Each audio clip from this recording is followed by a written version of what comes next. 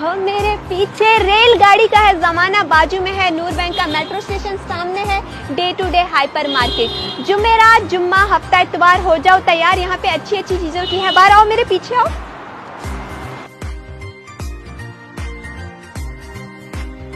मेरे पीछे रेलगाड़ी का है जमाना, यहाँ पर है नूर बैंक का मेट्रो और अब इसका नाम बदली हो गया, ऑन पासिव हो गया। और इसके सामने है day to day hyper market, ये मैंने वहीं से लिया है। जुमेरात, जुम्मा, हफ्ता, इतवार अच्छी अच्छी चीजें हैं तैयार, आओ देखते हैं।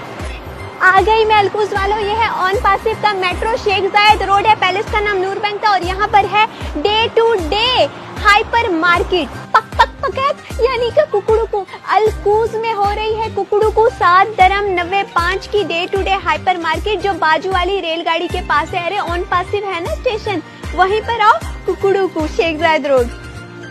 अरे सुनो सुनो अलकूज के लोगों, सबसे जरूरी है तेल, वो भी सूरजमुखी वाला।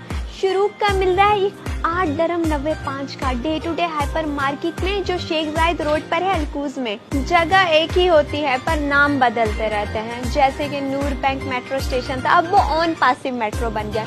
इसी तरीके से हम बात करते हैं दुद्धू की। अलकूज वालों को दुद्धू पीना है, ये देखें 4 दुद्धू मिल रहे हैं 9.95 के।